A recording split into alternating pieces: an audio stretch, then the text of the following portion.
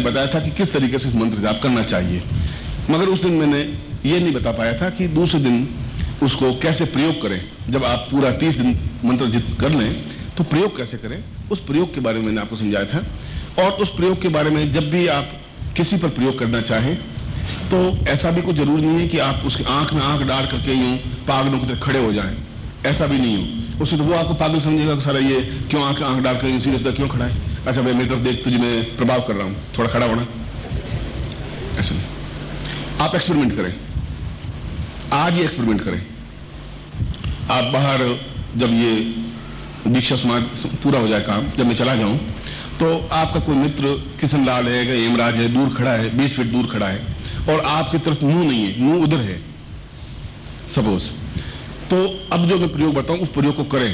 प्रयोग करें, उसके गर्दन के पीछे आप अपनी नजर रख करके और ये मंत्र जो मैं बताऊं उसको पढ़ें और पढ़ करके ये चिंतन करें कि ये घूमे और मुड़ करके मेरी तरफ देखे और कहे अरे हरिलाल क्या बात है, कैसे खड़े हो, ये बोले। एक एक्सपेरिमेंट। जैसे मान लो आपका नाम हरिलाल है तो आप ये कि वो व्यक्ति, उसको मालूम नहीं हरिलाल यहां खड़ा है, वो व्यक्ति घूमे, आपको देखे और आपको हरिलाल कहे, उच्चारण करे और ऐसा करके आप उसके गर्दन के पिछले भाग में देखें, उस मंत्र को पढ़ें, फिर ये भावना देंगे। आप देखेंगे कि वो मुड़ा आपकी तरफ देखा और जैसा आपने सोचा वैसा ही कहा, तो आपको मालूम पड़ेगा कि आप जो प्रभाव डाल रहे हैं वो उसकी पर्सनैलिटी पे पड़ रहा है। उसके लिए कोई उसकी आंख में देखना जरूरी नहीं है, आंख में देखने से तुरंत इफेक्ट होता है, मगर पूरे शरीर पर कहीं पर भी आप इस प्रकार का चिंतन करें या फोटो पर भी करें तब भी वैसा ही प्रभाव पड़ेगा। आपने किसी मित्र का फोटो लिया और उसको 2 मिनट देखा और कहा कि ये करोलबाग में रहता है ये लड़का और ये मुझे अभी टेलीफोन करे और कहे कि तुम्हारी तबीयत कैसी है, बस ये पूछे और 5-7 बार मंत्र पढ़े और निर्णय करें और आप देखेंगे कि आपकी टेलीफोन की घंटी बजने लगी। ये कोई चमत्कार नहीं है, यह आपके शरीर में उस मंत्र शक्ति का जो प्रभाव है, वेव है, वो वहां तक जाकर के उसको इफेक्ट करता है। और आप कहेंगे कि ऐसा वेव कैसे बन सकती है गुरुजी, ऐसे तो नहीं हो सकती। और वैसा मैंने तो देखा है, मैंने ये देखा कि टीवी तो मैं वहां रखता हूं और रिमोट कंट्रोल में अपने हाथ में रखता हूं और रिमोट कंट्रोल से मैं उसको ऑन करता हूं तो बीच में कोई कोड है ही नहीं और वो स्टार्ट हो जाता है टीवी। और उसके बाद 1 चैनल पे मैं स्टार्ट कर देता हूं, 2 चैनल पे स्टार्ट कर देता हूं, 3 चैनल पे स्टार्ट कर देता हूं। वो कैसे होता है? एक वेव है जो मेरे रिमोट कंट्रोल से टीवी तक जुड़ा हुआ है और दोनों का कहीं कहीं अदृश्य संकेत है। ठीक उसी बार रिमोट कंट्रोल आपके हाथ में है और वो किशनलाल आपके करोलबाग में बैठा है, वो रिमोट कंट्रोल से सीधा कनेक्टेड होगा। एक उदाहरण दिया आपको, वैज्ञानिक दृष्टि से उदाहरण दिया। आप ऐसा प्रयोग करें, हो सकता है शुरू में आपको सफलता कम मिले, इसलिए कि आप में कॉन्फिडेंस नहीं कि ऐसा होगा ही, इसलिए गड़बड़ है। कॉन्फिडेंस को ऐसा होना ही चाहिए, ऐसा होगा ही इसमें, तो फिर कोई गड़बड़ है ही नहीं। विश्वास होना चाहिए, धैर्य होना चाहिए आप में। ऐसा आप प्रयोग समाज के किसी भी वर्ग पर, जो भी आपके विपरीत हैं, ऑफिसर हैं, जहां आपका काम निकलता है, जहां आपकी कोई समस्या उलझ रही है, जहां आपको कुछ हित साधन करना है, जो भी अपने हित के लिए और दूसरे का हित नहीं हो, ऐसा करने में कहीं कोई दोष नहीं है। और उसका मंत्र जो आपने सीधा मंत्र जाप किया है, उसका केवल जब ये प्रयोग करें उसमें केवल 5 बार विलोम पढ़ लें ओनली। जो मंत्र सीधा है उसको विलोम पढ़ना है, विलोम का मतलब उल्टा पढ़ना है, और उसके बाद में आप इस प्रयोग को कर लें। अगर इस वशीकरण प्रयोग कर दें भूल चूक किसी पर और तोड़ना हो तो फिर लोम विलोम आपको दोनों प्रयोग करने पड़ेंगे। अब उसमें पहले सीधा मंत्र से आपका मंत्र सिद्ध, विलोम मंत्र से इफेक्ट और लोम विलोम से जो प्रयोग किया वह टूट जाए। ये तीनों उसमें स्थितियां हैं। दूसरा, मैंने आपको प्रारंभ में एक पैकेट दिया था, प्रारंभ में जब आप शिविर में बैठे थे तब पैकेट दिया था। उस पैकेट का पूजन मैंने करवाया नहीं था, मुझे पूजन का पैकेट पूजन करवाना है। और उसके बाद में ये जो सिद्धेश्वरी साधना है वह सिद्ध हो, और उसमें से 70% तो उन यंत्रों के माध्यम से ही सिद्ध होती है, उनके पूजन के माध्यम से ही। गुरु के ज्ञान को प्राप्त करने के लिए और सैकड़ों ज्ञान प्राप्त करने के लिए काली, तारा, छिन्नमस्ता, भुवनेश्वरी, 10 महाविद्याएं, भैरव, हनुमान और सैकड़ों देवी और देवता हैं। अब या तो आप उनको एक एक करके सिद्ध करते रहिए, क्रांग क्रांग क्रिंग क्रिंग, काली के हूं फट करते रहिए बैठे बैठे। एक तो तरीका ये हुआ, भुवनेश्वरी, ब्राह्म, रीम। और यदि वे सारी सिद्धियां गुरु में निहित हैं और गुरु शक्तिमान है और गुरु इतना क्षमतावान है कि वे सभी शक्तियां और वे महाविद्याएं उनके सामने नृत्य करती रहती हैं, तो एक गुरु को सिद्ध करने से भी वे सभी सिद्धियां अपने आप प्राप्त हो जाएंगी, क्यों जो गुरु के पास वो अपने आप प्राप्त हो जाए।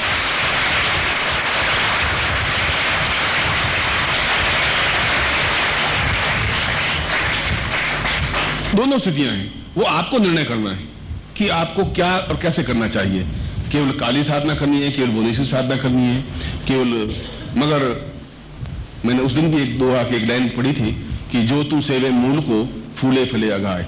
अगर तुम पत्तों को सींचो, डालियों को सींचो, उनके ऊपर पानी छिड़को और उन पत्तों के ऊपर खाद रखो तो पेड़ हरा भरा नहीं होगा। इसकी अपेक्षा सीधा उसको मूल में ही पानी डालें और खाद डालें तो शायद पूरा पेड़ हरा भरा होगा, फूल भी लगेंगे, फल भी लगेंगे। समझने की थोड़ी सी आवश्यकता है।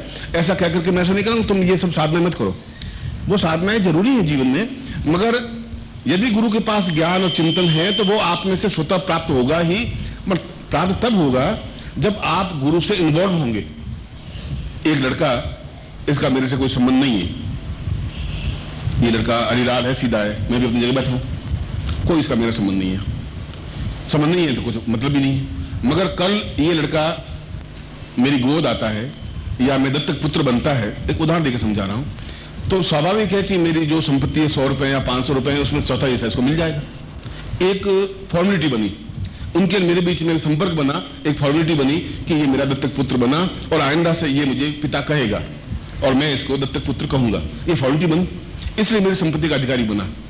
साधना का अधिकारी भी आप तब बनेंगे, साधना मेरे पास है, आप ले नहीं सकते जब आप एक फॉर्मेलिटी में, एक पूरे दीक्षा संस्कार के साथ में आप पूरी तरह से मुझे जुड़ जाएंगे। और जुड़ जाएंगे का मतलब है कि मैं दुखी हूं तो फिर आप दुखी हैं, मुझे नींद नहीं आ रही फिर आपको नींद आनी ही नहीं चाहिए, मैं खुश हूं तो फिर आप खुश हैं, मेरी प्रसन्नता में आपकी प्रसन्नता है, मेरी तकलीफ में आपकी तकलीफ है, इतना अधिक जुड़ जाएंगे। राजस्थानी में एक गीत है और उस गीत का भाव यह है कि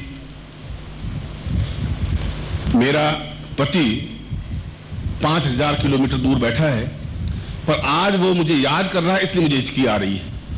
मुझे हिचकी इसलिए आ रही है, एकदम उबका इसलिए आ रही है कि वो शायद मुझे याद कर रहा है। इतना लंबा चौड़ा संपर्क, मैं जोधपुर में हूं, तुम मुंबई में हो, और मुझे बुखार आ रहा है, तुम बेचैन हो जाओ, मतलब तुम्हें कुछ अच्छा नहीं लगे, खाना पीना अच्छा नहीं लगे, तो समझ लीजिए कि आपका मेरा संबंध बना, तो संपर्क बना। और एहसास होना ही चाहिए कि आज 23 तारीख को शाम को मेरा बहुत बेचैन रहा, जरूर गुरु जी को कोई तकलीफ है, या गुरु जी प्रसन्न है, या गुरु जी को सुख है, या गुरु जी को दुख, ऐसा एहसास होना चाहिए।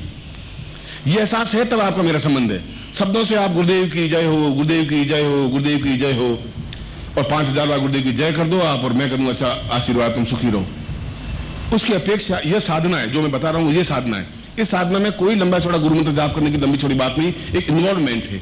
जैसा एक प्रेमी और प्रेमिका के बीच इन्वॉल्वमेंट होता है, जैसा पति पत्नी के बीच इन्वॉल्वमेंट है, जैसा गुरु और शिष्य के बीच इन्वॉल्वमेंट होता है, जैसा मछली और पानी के साथ इन्वॉल्वमेंट होता है। आप मछली को पानी से निकाल के देख लीजिए, आधे सेकंड बाद मछली मर जाएगी, रहेगी नहीं जिंदा, क्योंकि उसके साथ उसका पूरा संबंध है, एक क्षण भी उसके बिना नहीं रह सकती। एक चकवा और चकवी दोनों हैं, आप चकवे को पिंजरे में बंद कर दीजिए, चकवी अपना चौंच तोड़ करके, गर्दन मरोड़ करके मर देगी, रहेगी नहीं, 2 मिनट बाद खत्म हो जाएगी, नहीं जिंदा रहेगी वो। ये अटैचमेंट है। और एक्सपेरिमेंट ये है कि उस चकवे को और चकवी को आप 2 मील दूरी पर रख दीजिए, 2 मील दूर उस चकवे को आप पिंजरे में बंद कर दीजिए और पिन चुभोइए, चकवी वहां मर जाएगी। 2 मील दूर जहां आपस में कोई संबंध नहीं है, वे तो पशु हैं और हम तो मनुष्य हैं, उनमें अगर इतना इफेक्ट अटैचमेंट है तो और हमें नहीं है, तो हम पशुओं से इतने ऊंचे नहीं है जितना उनमें है, जितना मछली में है, पक्षियों में है, जितना पशुओं में है उतना हमें नहीं है। यह अटैचमेंट एक गुरु साधना है। यह अटैचमेंट उस मूल को सींचने की क्रिया है। जो मैं कहा जी तुम सेवे मूल को फूले फले अगाए का मतलब यह नहीं कि आप आए, पानी लाया और पानी डाल दिया, लो गुरु जी ये आपने कहा था सींचना, लो सींच लिया आपका, ऐसा नहीं हो सकता। सींचने का मतलब है तुम्हारे मेरे प्राणों में जुड़ने की क्रिया बननी चाहिए। और अगर मेरे पांव दर्द कर रहे हैं और उस समय आप गुलाब जामुन की थाली लाएं, गुरु जी आप खाइए, नहीं तो भाई मेरे पांव दर्द कर रहे हैं, थका थकाया हूं, बाकी से मैं गुलाब जामुन खाया तब तो खा लिए, मेरा आप क्यों नहीं खाएंगे, मैं कोई मरा हूं, ये बेकार है, ये खाइए। उसमें मुझे आपको गुलाब जामुन की जरूरत नहीं है, उसमें पांव दबाने की जरूरत है। जो उनको जरूरत हो वह शिष्यत्व है। और ऐसा करके मैं आपको नहीं कह रहा हूं कि आप मेरे पांव दबाएं या मेरी सेवा करें, या मैं तो गुरु शिष्य के संबंध क्या होते हैं उनकी चर्चा कर रहा हूं। इसलिए वो जो पैकेट है, वो पैकेट अपने आप में अपने पूज्य स्थान में आपके पास रखने का मतलब है सिद्धेश्वर साधना का मंत्र दिया है, और वो अपने आप में सिद्धिप्रद क्रिया है। वो अपने आप में आपके इजी रास्ता बना दे, सफल रास्ता बना दे। गुरु का पूरा अटैचमेंट आपको मिले। ऐसा नहीं हो शिष्य ही दौड़े, गुरु भी दौड़े। गुरु भी अपनी तरफ से शिष्य में समाहित होने की क्रिया करे, उसको अपनाने की क्रिया करे। आप दौड़ के आए भी और मैं अपने हाथ फैलाऊं भी नहीं तो शिष्य कहां समाएगा? तो मेरे हाथ फैलाने की वो पैकेट की क्रिया है जहां आप अपने आप को समाहित कर सकें। एक साधना मैंने करवाई थी जहां 4 उपकरण दिए थे, और मैंने बताया था कि इन चारों उपकरणों महालक्ष्मी, महाकाली, महासरस्वती और सिद्धेश्वरी ये प्रयोग दिया था। और हूं आपके पास, आप खोल कर रख दीजिए। उनका पूजन में किया हुआ है, मंत्र सिद्ध किया हुआ है। मंत्राधीनास्य देवता, देवता लोग मंत्र के अधीन होते हैं।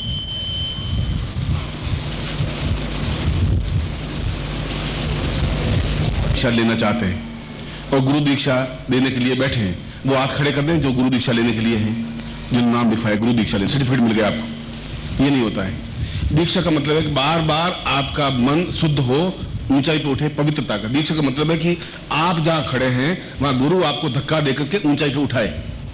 यह गुरु की तरफ से एक संबोधन क्रिया है, संभव्य क्रिया है। उनकी आंखों में उस शक्तिपात होने की क्रिया है। और धीरे से आप, मगर एकदम से आपको मैं 10 साल पहले देखा था, उसमें आप में डिफरेंस है। आप नहीं समझ पा रहे आप में कितना अंतर है। अगर व्यक्ति बिल्कुल एक किनारे पे खड़ा हो और उसको मालूम नहीं पड़े कि अगला कदम मेरा इस सफलता का रास्ता है।